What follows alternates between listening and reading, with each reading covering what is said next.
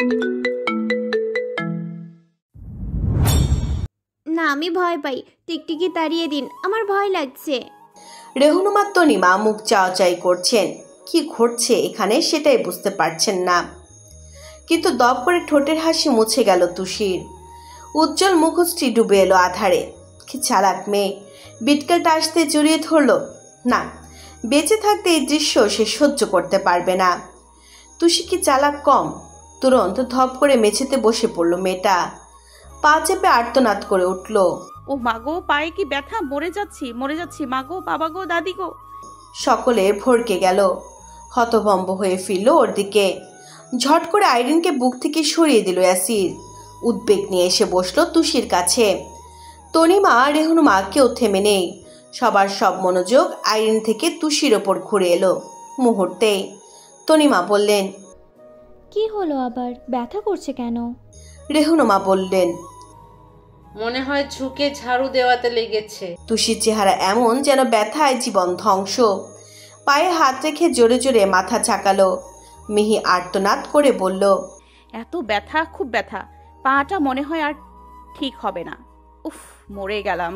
বলতে বলতে চোখের কোণ তুলে ইয়াসিরকে দেখলো একবার।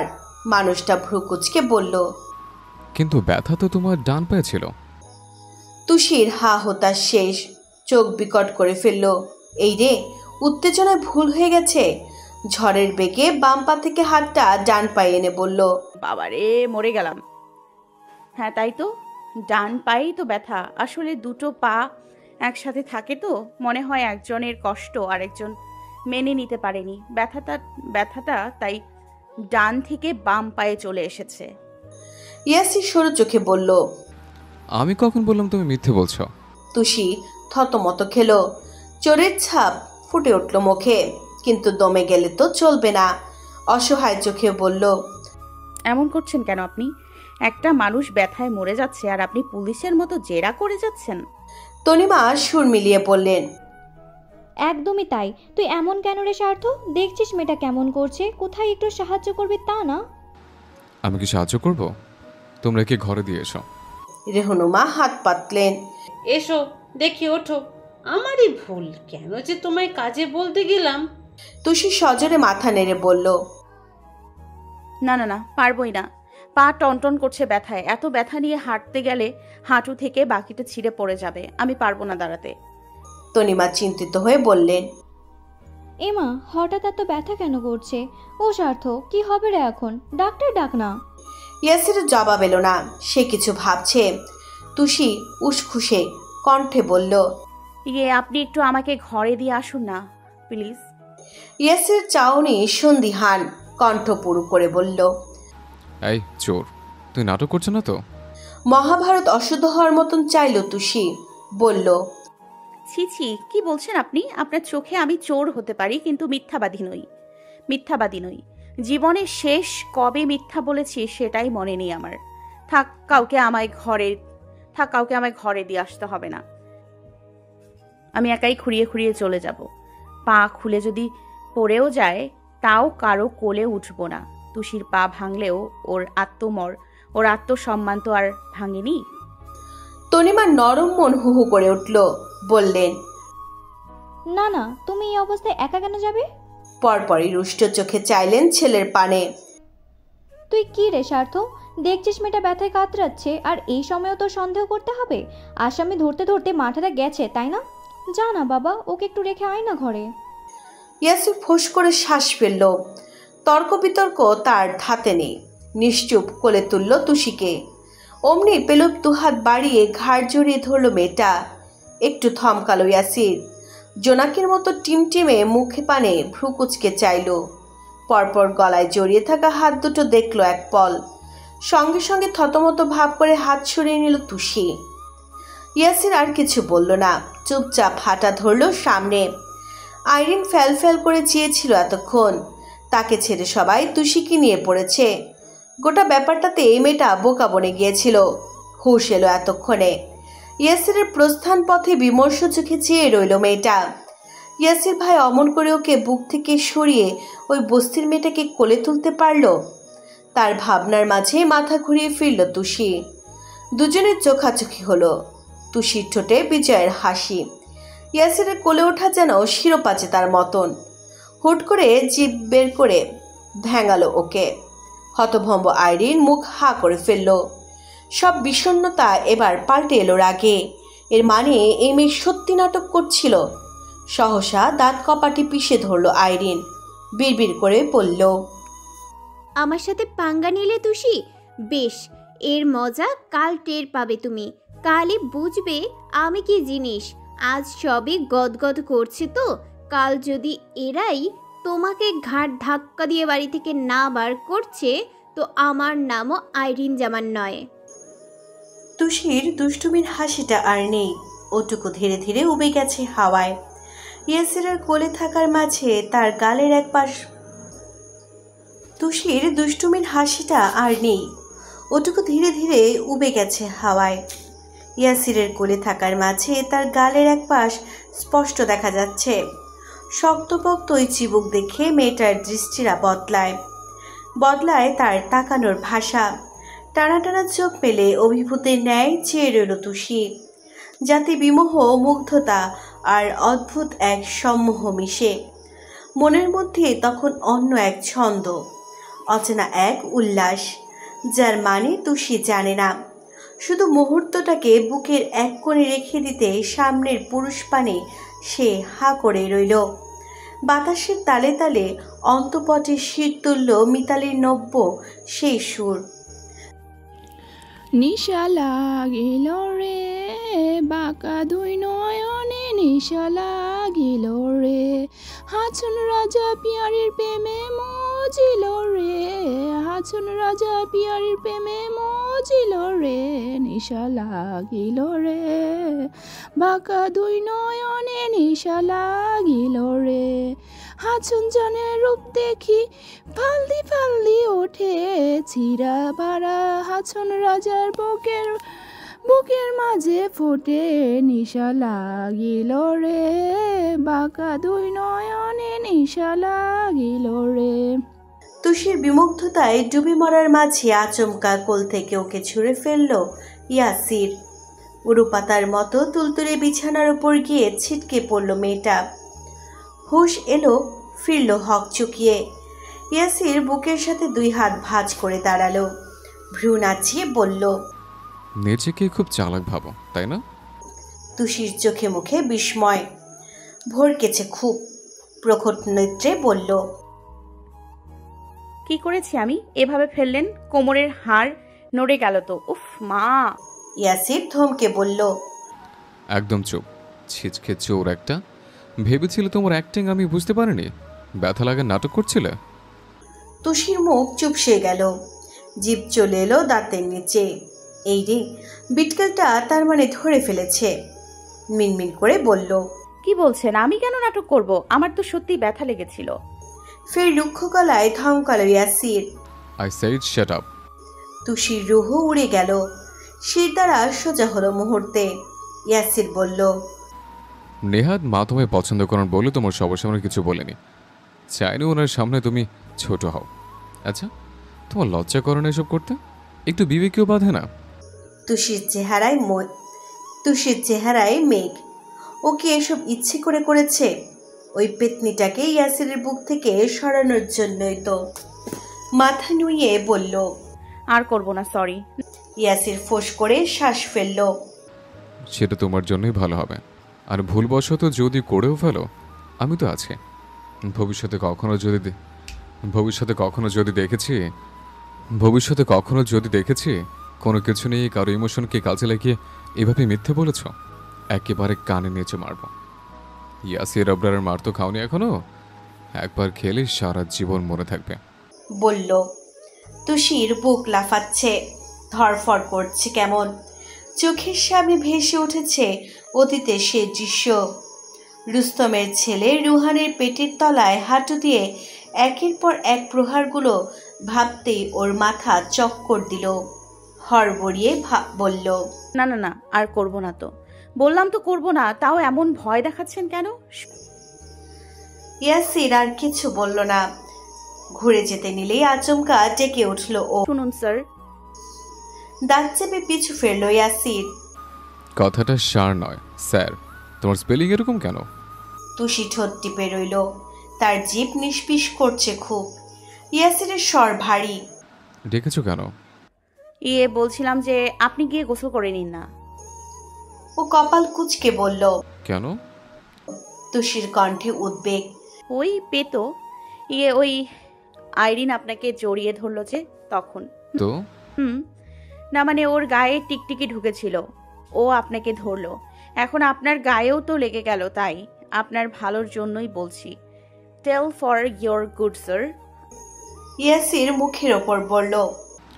আমার ভালো তোমাকে ভাবতে হবে না, তুমি নিজেকে নিয়ে ভাবো ডাফার। মানুষটা বেরিয়ে গেছে। তুষির আমাবস্যায় চেয়ে আর থাকা মুখশ্রীতে এক পল ফিরেও চায়নি। মেয়েটা বুক ফুলিয়ে লম্বা শ্বাস ফেলল। দুঃখে শোকে একাকার হওয়া শ্বাস। বিড়বিড় করে বলল, আমি না ভাবলে কে ভাববে? পরের দিন সন্ধে থেকে জিভের খসখসে ভাব কমাতে জয়নব পান নিয়ে বসলেন। বয়স বাড়লে মুখে রুচি থাকে না, হাত পা চলে না, দাঁতেও বিশেষ জোর নেই। ছাঁচুনিতে পান সুপারি ফেলে জয়নব একবার স্বামীর ছবিটাকে দেখলেন। পৃথিবীর প্রতি এখন আর ওনার তেমন মায়া নেই। ছেলেমেয়েরা বড় হয়েছে, যে যার জীবনে সুখী। এবার দুচোখ বোঝা শুধু সময়ের অপেক্ষা। জয়নব দীর্ঘশ্বাস ফেললেন। এর মাঝে ঘরের পর্দা সরিয়ে উকি দিল আইরিন। উচ্ছল স্বরে ডাকল, নানু। বৃদ্ধা মুখ তুলে চাইলেন, দুগাল হেসে ডাকলেন, এসো নানু, ভেতরে এসো। আইরিন ঢুকল ঘরে। স্ফূর্ত কদমে নানুর সামনে এসে বসল। জয়নব শুধালেন, বড় বৌমা হালিম রেঁধেছে। হ্যাঁ, খেয়েই এলাম। তুমি এই ভর সন্ধেবেলা পান নিয়ে বসেছো কেন? মুখটায় কেমন অরুচি ধরেছে, কিছুই খেতে পারি না, তাই ভাবলাম জীবনে আছি এটাই খাই। আইরিন হেসে বলল, মানুষের পান সাজানোর কৌটাও এত সুন্দর হয়, তোমার কাছে না দেখলে বুঝতামই না। আমার আর কি, এটা তো তোমার নানা ভাই। আইরিন আটকে দিল, জানি জানি, নানা ভাই আসামে ঘুরতে গিয়ে তোমার জন্য নিয়ে এসেছিল এটা, আর সাথে একটা বড় গয়নার বাক্স, তাই তো? জয়নব অবাক চোখে বললেন, ও মা, তোমার দেখি সব মনে আছে। থাকবে না? যখনই রুমে আসি তখনই এই এক গল্প শোনাও। নানা ভাই পানের কৌটা দিয়ে বলেছিলেন, জয়া, বুড়ো হয়ে এটাতে আমরা একসাথে পান খাবো, দেখে ভালো লাগলো, তাই তোমার জন্য নিয়ে এলাম, তাই তো? হেসে ফেললেন জয়নব। আইরিন চুপ করে গেল, কিছু একটা ভেবে বলল, আচ্ছা নানু, তুমি না আমাকে তোমার গয়না দেখাতে চেয়েছিলে, এখন দেখাবে? জয়নব ভ্রু বাঁকালেন। কি ব্যাপার বলো তো নানু, এমনিতে তো না ডাকলে বুড়ির কাছে আসো না, আজ হঠাৎ নিজে থেকে এলে, আবার গয়নাও দেখতে চাইছো? তেমন কিছু না, আম্মা তো সকালের ফ্লাইটেই উঠে গেছে, এলেই আমাকে বাসায় নিয়ে যাবে। এখানে আসতে আসতে আবার 2-1 মাস, তাই ভাবলাম তোমার সাথে গল্প করে যাই। আর এখানে আসা থেকে তুমি কতবার বলেছিলে গয়না দেখাবে, আমি এটা ওটার ছুতো দিয়ে দেখিনি, তাই আর কি। মাথা নাড়লেন জয়নব। আচ্ছা আচ্ছা, তো ভালোই হয়েছে, মরার আগে সবাইকে ভাগ করে দিতে হবে না, দাঁড়াও দেখাই। বৃদ্ধা উঠতে নিলেও আটকালো। আহা, তুমি উঠছো কেন? চাবি কোথায় আমাকে বলো, আমি নিয়ে আসছি। জয়নব প্রসন্ন হেসে বললেন, কত লক্ষ্মী আমার নানু। যাও, ওই ড্রয়ারে চাবি আছে, একদম বড় সাইজেরটা দিয়ে খুলবে। ওই ড্রয়ারে? এরকম খোলামেলা জায়গায় কেউ চাবি রাখে নানু?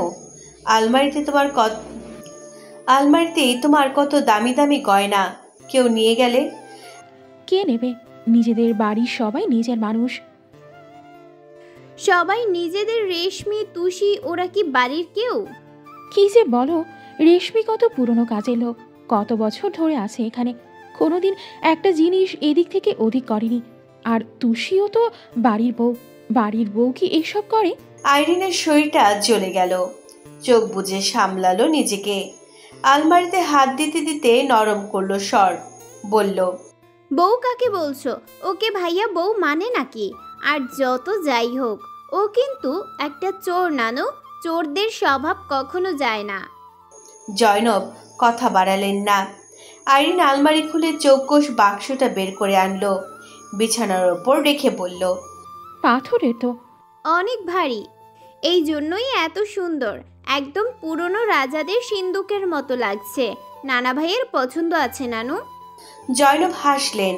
আইরিনের চেহারায় আজ অন্য রকমের দ্যুতি, জলজল করছে তারার মতো।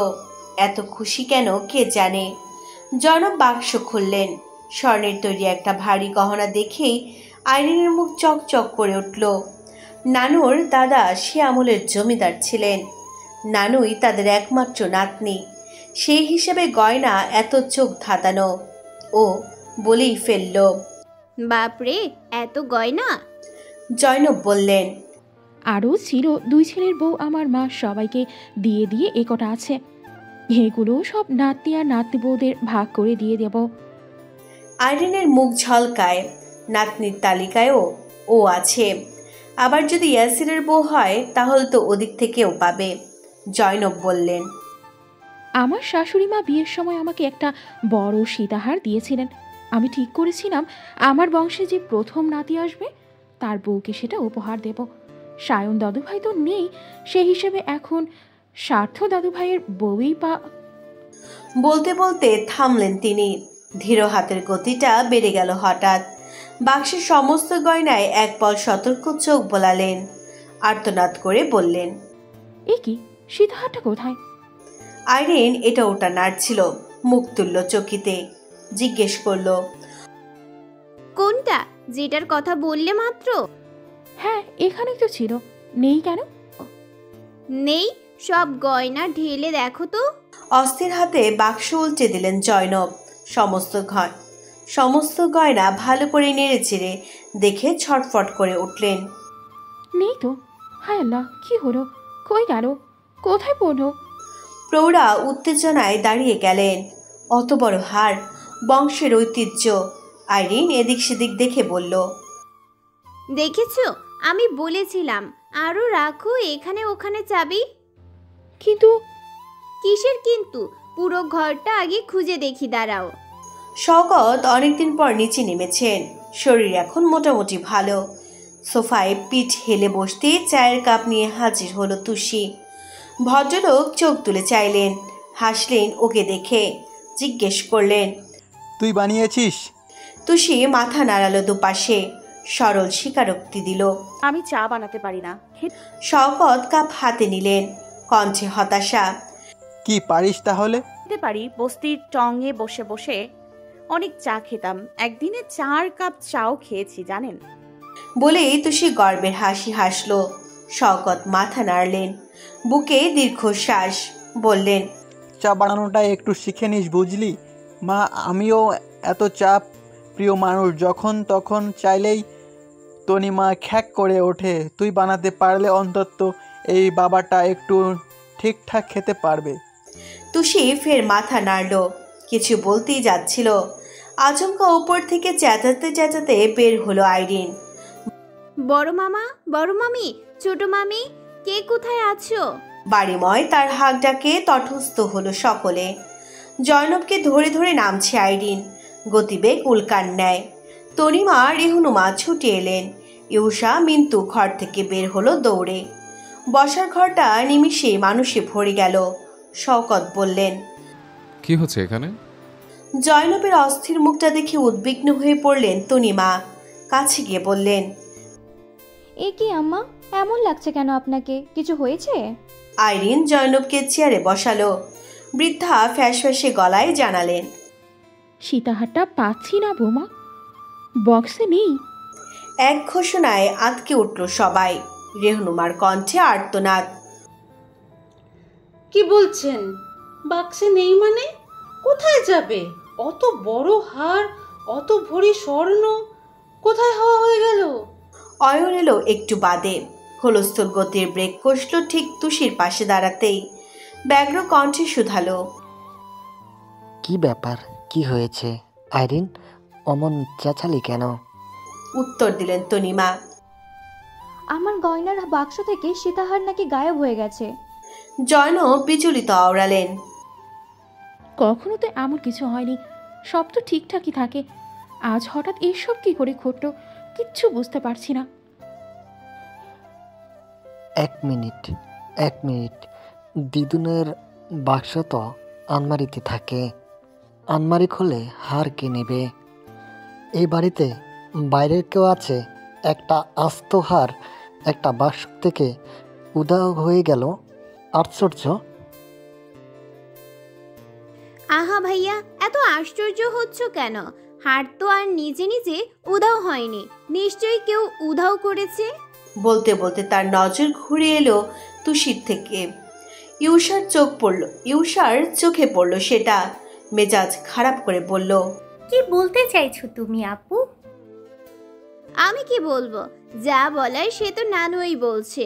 আগে কখনো নানুর হারটার এমন হারিয়েছে, আজকে হারালো কেন? কার জন্য?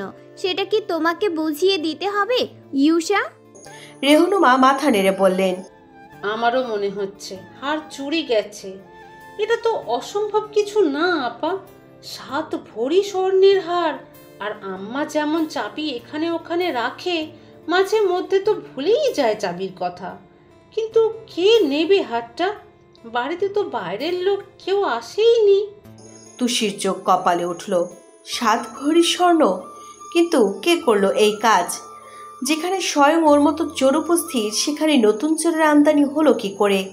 ও তো নিজেও এখন আর এসব চুরি টুরি করে না। শওকত বললেন, রিপিট। কিন্তু তা কি করে হয়? আম্মা সারাক্ষণ ঘরে থাকে, বাইরের লোকজনও খুব একটা বাড়িতে আসেনি। রাতে বেলা যে কেউ এসে চুরি করবে তারও উপায় নেই, এত কড়া সিকিউরিটি থাকা গেটে। আইরিন বলল, মামা, বাইরে থেকে চোর আসবে কেন? চোর তো আমাদের ঘরেই আছে। এই যে মেহরিন রহমান তুষি, কারওয়ানের নাম করা ছিচকে চোর, ওর কথা সবাই ভুলে গিয়েছো? তুষি বিস্ফোরিত চোখে চাইল। অয়ন সাথে সাথে বলল, আইরিন, কি ধরনের কথা এসব? তাহলে আর কি বলবো? ও চোর নয় নাকি ও কোনোদিন চুরি করেনি? কদিন আগে তুমিও না বললে ভাইয়া ও তোমারও মানিব্যাগ নিয়ে গেছিল? তবে ইউষা বলল, আইরিন আপু, তুমি থামবে? তুষিকে তুমি পছন্দ করো না, বেশ ভালো কথা। তাই বলে বাড়িতে যা ঘটবে তা ওর উপর চাপিয়ে দেবে কেন? আমি কেন চাপিয়ে দিব? যা সত্যি তাই বললাম। আচ্ছা ছোট মামি, তুমি অন্তত ভেবে দেখো আমি ঠিক বলছি কিনা। যে মেয়ে রাস্তায় রাস্তায় পকেট কেটে বেড়াতো, সে নানুর অমন ভারী সীতাহার দেখলে লোভ সামলাতে পারবে? আর গয়নার বাক্সের মধ্যে তো ওইটাই সবচেয়ে দামি হার ছিল, তাই না? রেহনুমা সহসা সুর পাল্টে ফেললেন, ঘাড় নেড়ে বললেন, তাই তো আপা, ও তো ভুল কিছু বলেনি। কি বলছিস ছোট? তোর কি মাথাটা গেছে? তুষি কেন চুরি করবে? ও আমার ছেলের বউ। আইরিন বলল, বউ? ও নিজেকে বউ ভাবে? এই মেয়ে একটা বস্তি থেকে উঠে এসেছে। ওই সব বস্তির ছোট লোকেরা কি কখনো ভালো হয় নাকি? শওকত চাপা কণ্ঠে ধমকালেন,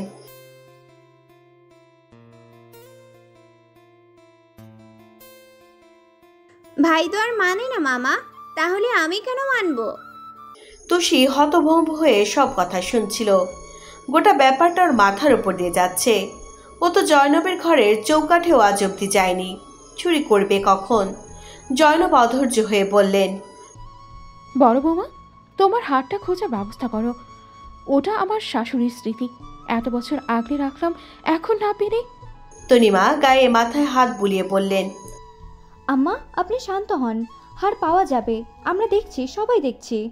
অয়ন বলল, দিদুনের ঘরটা একবার ভালো করে খুঁজে দেখলে হতো না? ইউষা সজনে মাথা ঝাঁকালো, সেও একমত। আইরিন বলল, নানুর ঘর আমি দেখেই এসেছি, কোথাও হার নেই।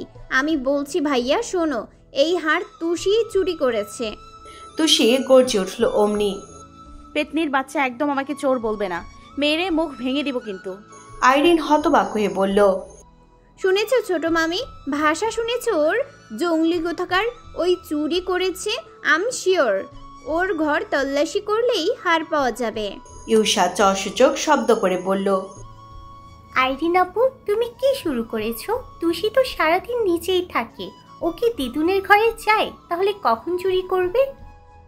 সেটা ওই চোরকেই জিজ্ঞেস করে দেখো, ওই ভালো বলতে পারবে। তুষি কটমট করে বলল, ঠিক আছে, তোমার মুখ যখন এত চুলকাচ্ছে তখন চলো, আমার ঘর থেকে আসবে। কিন্তু যদি হার না পাওয়া যায় তখন তুষির মায়ের হাত থেকে তোমাকে কেউ বাঁচাতে পারবে না। বলে দিলাম। এমন থাপড় মারবো একেবারে সারা জীবনের মতো কানা হয়ে যাবে।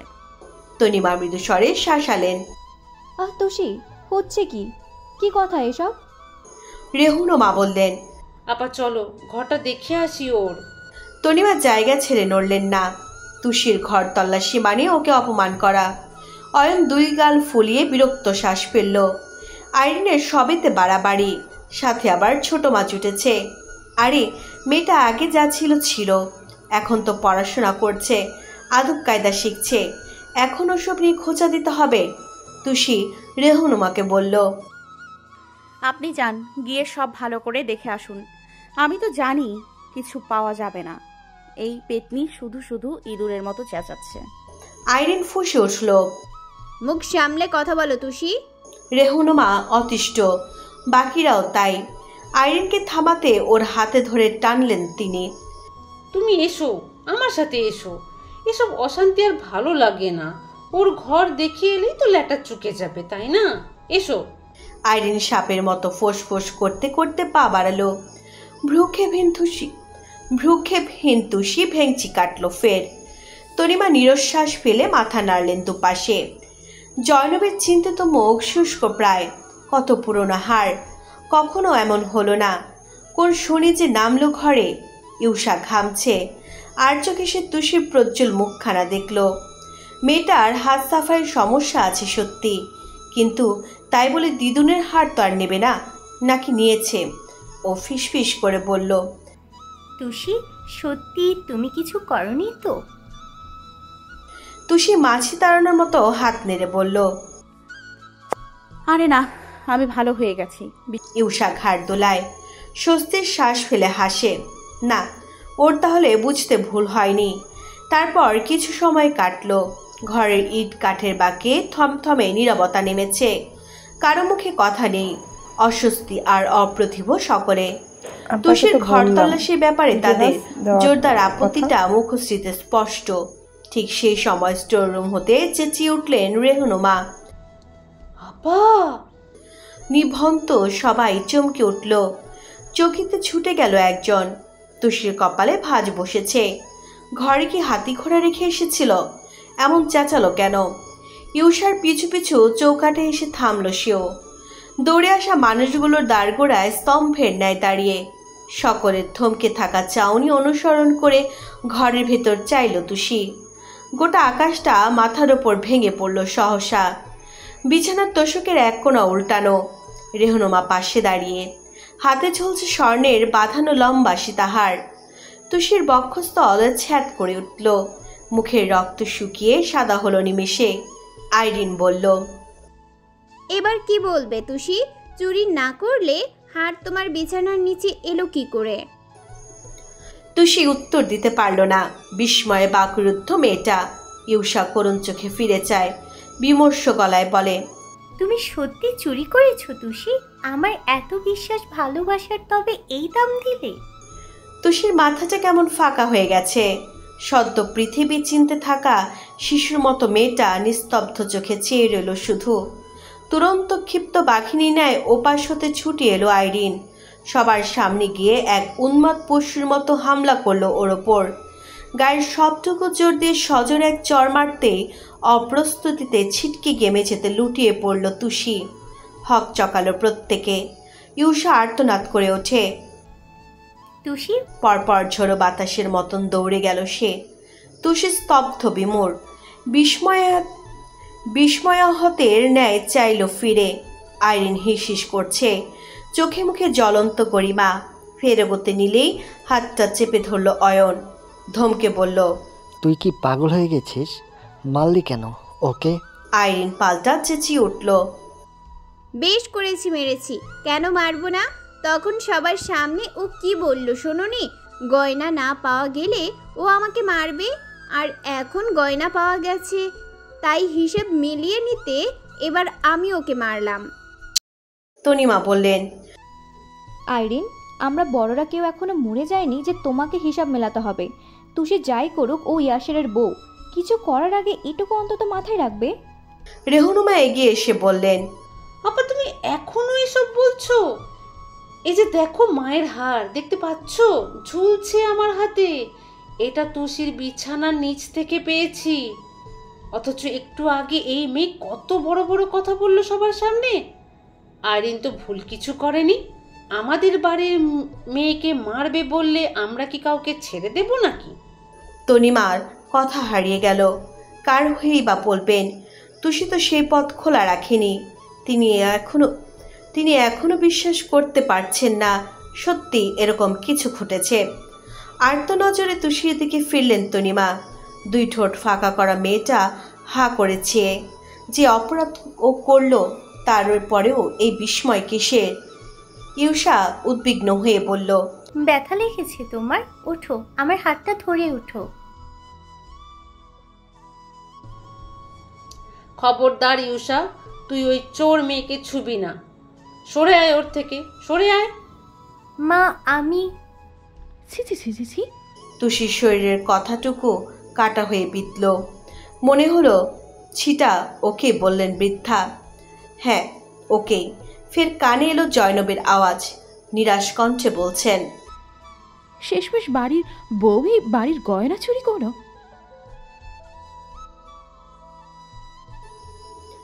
নৈসর্গিক দিনের ফকফকে আলো, আকাশের বুকে ছুটে বেড়ানো পাখি, কিংবা তরুর ডগায় বসে থাকা রোদের ধারে ভীষণ চপলতা, আজ সবকিছু স্বাভাবিক সুন্দর।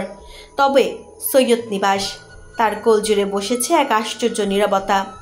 বসবার ঘরে মানুষের কমতি নেই। সাইফুল ইয়াসির বাদে প্রত্যেকে উপস্থিত, অথচ কারো মুখে কথা নেই। বিস্ময় হতাশায় নিস্তেজ দৃষ্টিগুলো শুধু লেগে গেছে মেঝেতে। সকলের নিঃশ্বাসের এক থমথমে ভার ছড়িয়েছে হাওয়ায়। যেন এই ঘর, এই মানুষগুলো, এই মুহূর্তটা জমে গেছে অদৃশ্য এক শূন্যতার জালে। টেলিফোনে কথা বলছে রেহনুমা। সংযোগ গিয়ে ঠেকেছে সুদূর ইয়াসিরের থানায় থাকা ল্যান্ডফোনের লাইনে। ছেলেটাকে এক্ষুনি বাড়িতে আসার তলব পাঠিয়েছেন তিনি। এতবার জিজ্ঞেস করলো কি হয়েছে, উত্তরই দিলেন না। শওকত মাথা নুয়ে বসে আছেন। পাশেই দাঁড়িয়ে অয়ন, আশাহত নির্বাক তারা। তনিমার চেহারায় মেঘের অন্ধকার কেবল ছুটে ছুটে ঘুরছে। বারবার চোখ মুছছে ইউষা। এমন পিনপত নীরবতার মাঝে তার মৃদু ফ্যাচফ্যাচে কান্নাটা শোনা যাচ্ছে অল্প। অথচ তুষি, ওর চোখে জল নেই। তবে ধুধুমরুতে কোনো তৃষ্ণার্ত পথিক যেমন শূন্য দৃষ্টিতে চেয়ে থাকে, ঠিক সেভাবে অদরের কোথাও একটা দেখছে সে। মিন্তু চুপ করে বসে আছে। বড়দের মাঝে তার বলার কিছু নেই। রেহনুমা যে কোনো সময়ে ধমকে ঘরে পাঠিয়ে দিতে পারেন। জয়নব একরকম নিশ্চুপ। রেহনুমা কথা শেষ করে আইনের পাশে এসে দাঁড়ালেন। ঘোষণা করলেন সবার উদ্দেশ্যে, স্বার্থ আসছে, এই মেয়ের ব্যবস্থা ওই এসে করুক। এমন চোর মেয়েকে বাড়িতে আর একটা দিনও রাখা ঠিক হবে না আপা। আমি অন্তত চাইছি না সেটা। তনিমা নিরুত্তর। একটু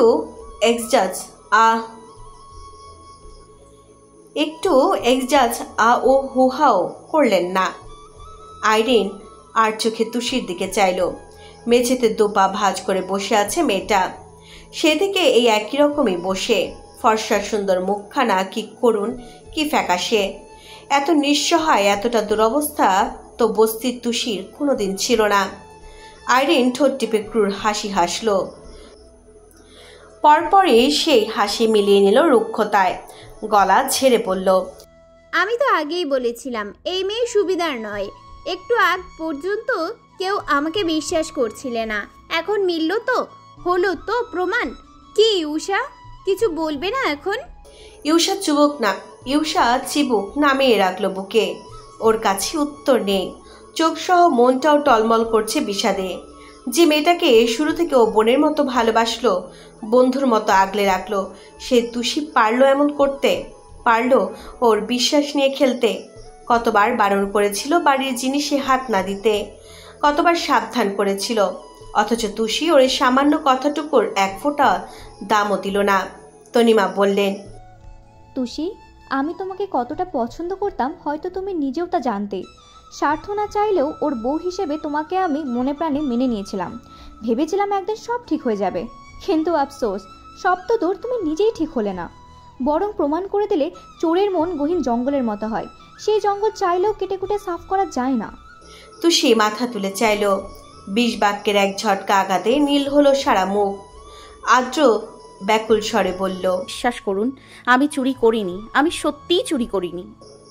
রেহনুমা খেকিয়ে উঠলেন, চুরি করনি তাহলে হারটা তোমার বিছানার নিচে গেল কি করে? উড়ে উড়ে? তুষির নিস্পন্দ জবাব। আমি জানি না।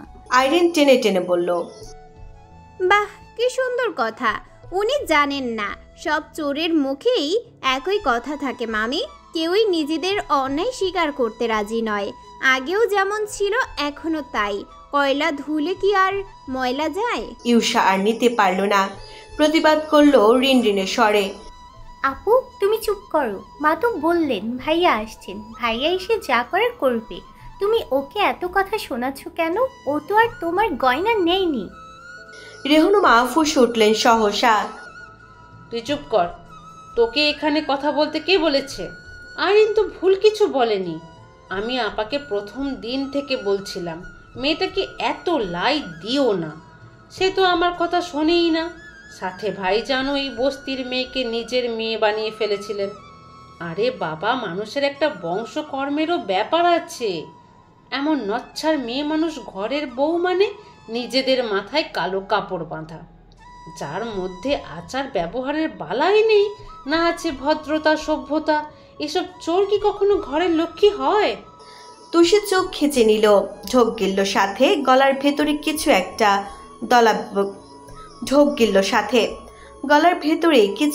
দলা পাকিয়ে ঘুরছে। ফুটন্ত লাভার মতো তপ্ত তার আজ। কেমন অসহ্যকর অনুভূতি এটা। আচ্ছা, ও তো ছোটবেলা থেকে মানুষের কটু কথা শুনে বড় হয়েছে, কত মানুষের মারধরও খেয়েছে, কখনো তো এমন কষ্ট হয়নি। ভেতরটা ছিঁড়ে নেওয়ার মতো এই বিশ্রী অনুভব একদমই নতুন। এমন ছটফট লাগছে কেন হঠাৎ? সদ্য জবাই করা পশু মাটিতে লুটিয়ে পড়ে যেমন করে তেমন লাগছে নিজেকে। অয়নের দু চোখে মায়ার শ্রাবণ, নিরস চোখে তুষির মুখ পানে চেয়ে রইল সে। বোকা মেয়েটা এত বড় একটা ভুল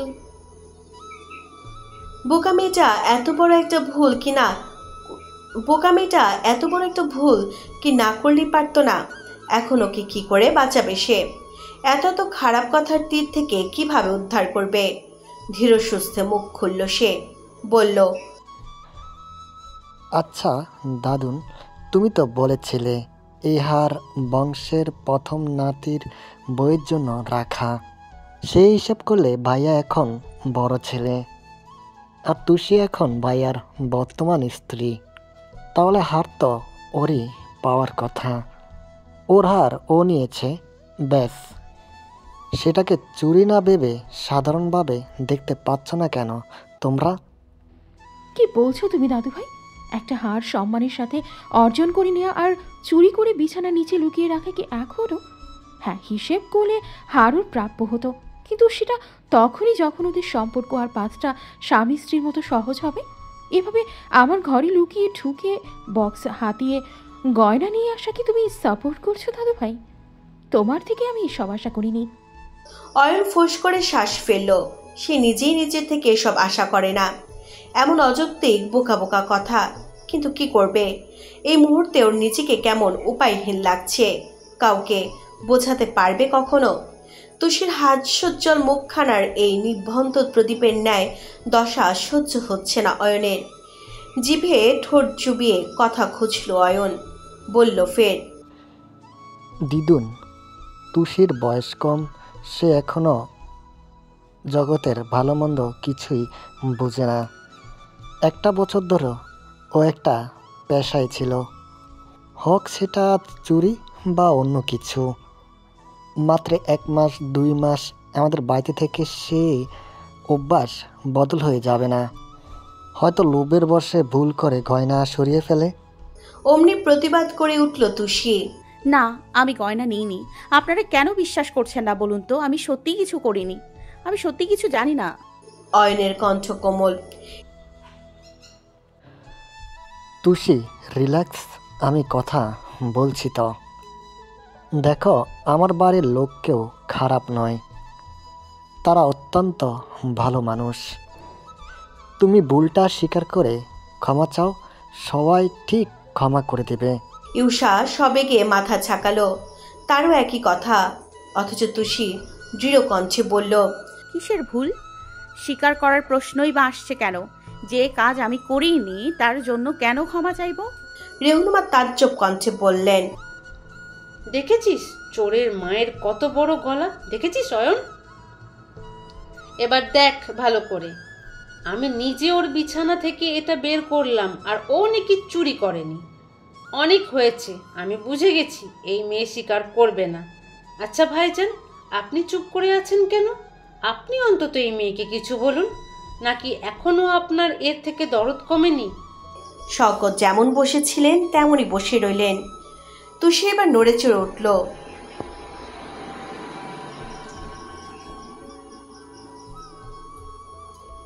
জীবনে প্রথম একটা মানুষকেও বাবা ডেকেছে, তার মুখ থেকে মায়ের মতো আদরের সম্বোধন শুনেছে। সে মানুষ ওর জন্য কতটা গুরুত্বপূর্ণ তা স্বয়ং স্রষ্টা জানেন। মুহূর্তে উঠে ভদ্রলোকের কাছে ছুটে গেল তুষি, হুড়মুড়িয়ে বসলো পায়ের কাছে, কণ্ঠে ব্যাকুলতা। বাবা, বিশ্বাস করুন, আপনি অন্তত বিশ্বাস করুন আমাকে। আমি আল্লাহর নামে শপথ করে বলছি, আমি সত্যি কিছু করিনি। শওকত মাথা তুললেন না। তুষির হাতটা ওনার উরুর ওপর ছিল। নিঃশব্দে সেটা হটিয়ে দিয়ে মুখ ঘুরিয়ে নিলেন তিনি। মেয়েটা স্তব্ধ হলো। আরেকবার ভদ্রলোক বোঝা স্বরে বললেন, আইরিন, হচ্ছে কি? সম্পর্কে ও তোমার বড় ভাইয়ের বউ। আমি বারবার আমার ভালোবাসার ভুল পাত্রে দান করে এসেছি, তুই সেটা অনেকবারই প্রমাণ করলি। তুষি, তোকে আমি মেয়ের জায়গায় দিয়েছিলাম, স্নেহ করেছিলাম, মা ডেকেছিলাম, কিন্তু তুই একটা গহনার জন্য আমাদের সবার আবেগ ভালোবাসাকে এত নিচে নামিয়ে ফেললি। তুষি স্তম্ভিতে ন্যায় আওড়ালো। বাবা, ডাকিস না, এসব নামে আর ডাকিস না আমাকে। আমার মেয়ে আর যাই হোক চোর হবে না। তুষির ভেতরটা দুমড়ে মুচড়ে একাকার হয়ে গেল। পাজর খাবলে নেওয়ার মতো টান পড়ল বুকে। শুকনো চোখে ফ্যালফ্যালে করে চেয়ে রইল মেয়েটা। চোর তুষি, পকেট মার তুষি, এসব ডাক তো ওর কাছে ডাল ভাতের মতো। তাহলে আজ এত কষ্ট হচ্ছে কেন? কেন এসব কথা মেনে নিতে পারছে না? তুষির বিধ্বস্ত চেহারা দেখে খারাপ লাগলো ঈশার। মায়ের ভয় দূরে ঠেলে এসে কাঁধে হাত রাখলো ওর। অবসন্ন চোখ তুলে চাইল তুষি। ঈশাকে দেখে ধরফড়িয়ে দাঁড়ালো, আবার গড়গড়িয়ে বলল, উইশা, তুমি অন্তত আমাকে বিশ্বাস করো। কেউ কেন আমার কথা শুনছে না বলো তো? আমি সত্যি হারটা নেইনি। আমি ঈশা বাম হাত তুলে গাল ছুলো ওর। হাসার চেষ্টা করে বলল, অপরাধ করলে সেটা স্বীকার করতে হয় তুষি, তাতে কেউ ছোট হয়ে যায় না। তুমি স্বীকার করে নাও, দেখবে সব আগের মতো হয়ে যাবে। তুষি মর্মাহত নিভন্ত স্বরে বলল, তুমিও? তারপর ঈশার মুঠো থেকে হাতটা ছাড়িয়ে নিল সে। সবার মুখের দিকে ঘুরে ঘুরে দেখলো এক পল। প্রত্যেকের চোখে অবিশ্বাস, কারো চোখে ঘৃণা। এমনকি মিন্তুর মতো একটা বাচ্চা ছিল কেমন অদ্ভুত নয়নে দেখছে। চোখাচোখি হতেই মাথা নুয়ে নিল সেও। অথচ কিছুদিন আগে কেমন কাছে ছুটে এসে হাত বাড়িয়ে দিয়েছিল, কত অমায়িক হেসে বলেছিল, আপু এসো, তোমাকে আমি নিয়ে যাচ্ছি। তো সে আরেক দফা আহত হলো। বক্ষপট বেদনায় নিঃশেষ। রেহুনুমা অধৈর্য চিত্তে বললেন, আপা, ভাইজান, আজকে আমি একটা কথা বলে দিচ্ছি। স্বার্থ এসে কি করবে আমি জানি না, তবে এই চোর মেয়ে এ বাড়িতে থাকলে আমি কিন্তু আর এক মুহূর্তও থাকবো না, বলে দিলাম। এসব অপয়া অলক্ষী মেয়ে মানুষ সংসারের থেকে যত দ্রুত বিদায় করা যায় তত ভালো। এই মেয়ে আমাদের কপালে কালো ছায়া হয়ে এসেছে। তোমাদের এত ভালোবাসা আহ্লাদের পরেও যে চুরি করতে পারে, সে সব পারে। আজ গয়না সরিয়েছে, কাল টাকা পয়সা সরাবে। আস্তে আস্তে রাস্তার ফকির বানিয়ে ছাড়বে আমাদের। আইরিন সুর মিলিয়ে বলল। ঠিক তাই, ভাইয়া আসুক, একেবারে ঘাড় ধাক্কা দিয়ে বার করে দিতে বলবে। তুষির অন্তঃপট দ্বিখণ্ডিত। মানুষের কথায়ও এত বিষ, এত যন্ত্রণা থাকে। এর ঘাতও শখানেক ছুরির কোপের চেয়েও ধারালো। মেয়েটা কাঁপতে কাঁপতে পেছনে সরে যায়। দুর্বলের ন্যায় পিঠটা হেলে পড়ে দেয়ালে। দৃষ্টি শক্ত, শূন্য, অথচ তার কানায় কানায় শোক, দুঃখ আর দুর্বলতা। এতটা নিরুপায় নিজেকে ওর কোনোদিনও লাগেনি। এখন কিভাবে প্রমাণ করবে এসব? কিভাবে বোঝাবে সবাইকে? চুরি করতে গিয়ে পুলিশের ধাওয়া তুষি বহুবার খেয়েছে। কত মানুষের গালি শুনেছে অকথ্য ভাষায়। কখনো এমন করে বুক ছিন্ন ভিন্ন হয়নি। কখনো গলার ভিতর সুনামি আসতে চায়নি। তাহলে আজ এমন কেন হচ্ছে আল্লাহ? এই যন্ত্রণা আসলে কিসের? মেয়েটা দেওয়াল ঘেঁষে ধপ করে বসে পড়ল মেঝে। অয়ন এগোতে নিয়েও থামল। ব্যর্থ শ্বাস ঝাড়ল ঠোঁট ফুলিয়ে। তুষি বিড়বিড় করে বলল, আমি চুরি করিনি, কিছু করিনি, আমি কিচ্ছু না। ইউষা ওড়না তুলে ভেজা চোখ মুছল। আইরিন ভেঙচি কেটে বলল, নাটক। জয়নব অতিষ্ঠ গলায় বললেন, আমার আর এসব ভালো লাগছে না। বড় বৌমা, আমাকে ঘরে দিয়ে এসো, আমি আর নিতে পারবো না এসব। তোমরা যা করার করো, আমি এখানে আর এক দণ্ডও থাকতে চাই না। কেন নানু, ঘরে কেন যাবে? ভাইয়া এসে এই চোরকে কি করে দেখবে না? তোমার হার তুমি না থাকলে চলে? অন্যায়টা তো তোমার সাথেই হয়েছে।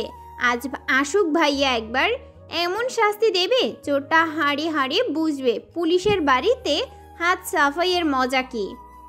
তুষি উদাস চোখে মেঝের দিকে চেয়ে রইল। একই রকম বিড়বিড় করল, আমি চুরি করিনি, কিছু করিনি, আমি কিছু জানি না। ঠিক সে সময় তার বাঁ পাশে একজোড়া বুট পরা পা এসে দাঁড়ালো। বক্ষপটে নিদারুণ উত্তলতায় তুষির বোধগম্য হলো তার প্রিয় কেউ এসেছে। হাওয়ায় ছুটে আসা পুরুষালী সুঘ্রাণ পেতেই নিষ্প্রভ চোখ তুলে চাইল সে। ইউনিফর্ম গায়ে জড়ানো ইয়াসিরকে দেখে নিরুত্তাপ তরুণী নিস্তেজ হলো আরও। এবার কি ঘটবে তুষি জানে। বাকি সবার মতো ইয়াসিরও ভুল বুঝবে ওকে। অবশ্য বুঝবে নাই বা কেন। উঠতে বসতে প্রতি কথায় কথায় যে ওকে কখনো চোর ছাড়া সম্বোধন করেনি, তার কাছে এসব ভরসা আস্থা কিছু আশা করা যায়?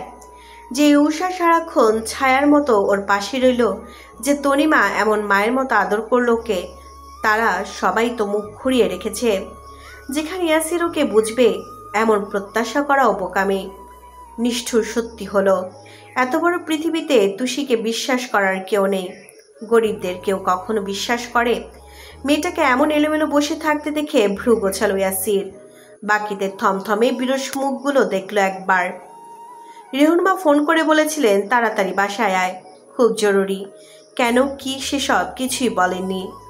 অস্থির চিত্তে সারা পথ পাড়ি শেষে মাত্রই পৌঁছালো সে। ইয়াসির আবার মাথা নত তুষির দিকে চাইল। এভাবে বসে আছে কেন মেয়েটা? তারপর নজর পড়ল ইউষার টলমলে চোখ। কৌতূহল গাঢ় হলো এবার। প্রশ্ন ছুড়ল তৎক্ষণাৎ, কি হচ্ছে এখানে? তনিমা ফোঁস করে শ্বাস ফেললেন। চেহারায় অমাবস্যা ঠেলে টাটুকু করলেন না, তবে শওকত চুপ। কিন্তু আইরিন মুখ খুলল সবেগে। এই মেয়েটা নানুর সীতাহার চুরি করেছে ভাইয়া। ওর ঘর থেকে সেই হার ছোট মামি বের করেছে। কি ছোট মামি বলো? রেহনুমা সজোরে মাথা নাড়লেন। উত্তর হ্যাঁ। ইয়াসির হতবাক, বিস্মিত। আকাশ থেকে মাটিতে পড়ার মতো করে চাইল তুষির পানে। মেয়েটার খোলা চুল এলোমেলো, পিঠসহ মুখখানাও ঢেকে গেছে তাতে।